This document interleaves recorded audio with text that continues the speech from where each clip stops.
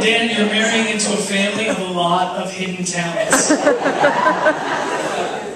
And Dan and Britta, I am so grateful to be here today.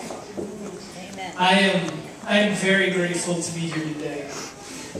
This winter I was sick for a while, and the doctors gave me about a 50-50 chance of whether or not I'd be here today. And thanks to the prayers of so many of you, and I know so many of your prayers, Dan, I just am very thankful that I can be here today with both of you. And I know that also one of our groomsmen today is not here with us in person. And Peter Hedberg was loved and a good friend to many here, and I know there were a lot of folks that were praying he'd be here today too. So before I continue my toast, to Peter Hedberg.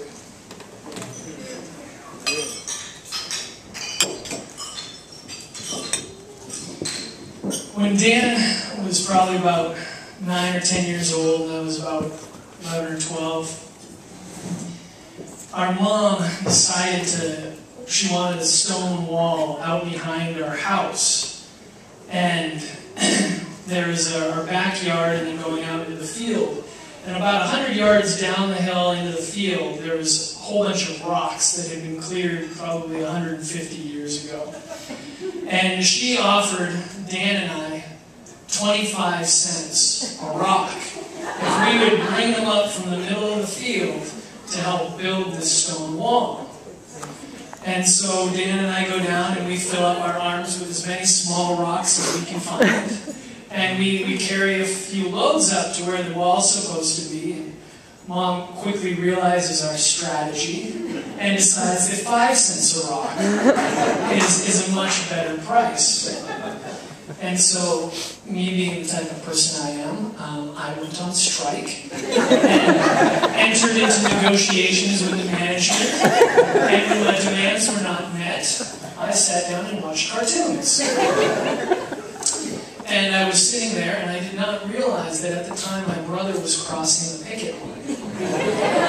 And he went down into the middle of the field where the rocks were, and he had gotten some twine from the barn.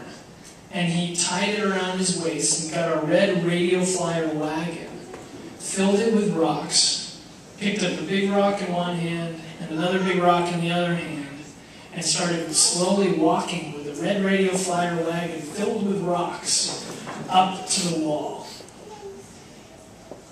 And Britta, I in no way want to say that you are a red radio flyer wagon filled with rocks. But one of the things, I live in Washington, D.C. right now, and there's a lot of, everybody's always concerned with what the latest headlines are or what the later Twitter message is from your favorite politician to hate or the next campaign to jump on, and everyone's always looking at just what's coming up the next day. And whenever I would tell somebody, down in D.C., well, my younger brother's getting married, he's 23 years old, they go, oh, I'm so sorry. And, I realized that there's a lot of people who are in that mindset where all they're concerned about right now is the next job. All they're concerned about right now is the next career move, or what's happening in the news, or what the stock market is doing that day. And one of the things that I appreciated, that I learned from you, and I remember on that day, was that there's a lot of things in life that are only good, that are only worthwhile, and only come to fruition if you're willing to pick one rock up in one hand, one rock in the other, and step by step drag a red radio flyer wagon up the hill. And that, I know, is what is going to happen in your marriage. That it's going to be a step-by-step process that might not always be easy, and the rewards might not always seem as great as they once did.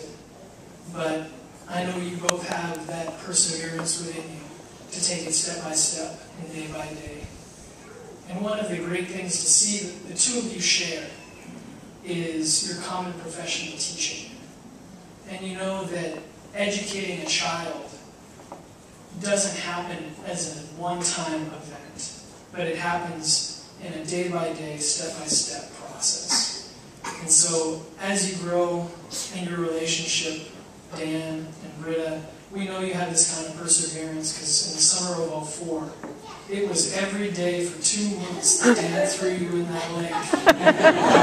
And when the rest of the world saw a goofy 16-year-old, you saw some husband material. Because you knew every day, step by step, he'd throw you over his shoulder.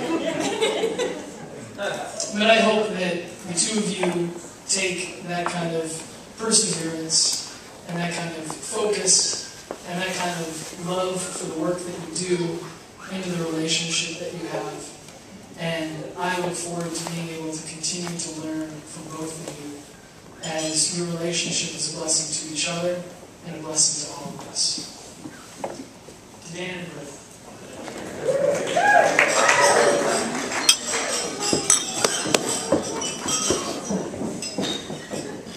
Thank you, Lisa and Tim.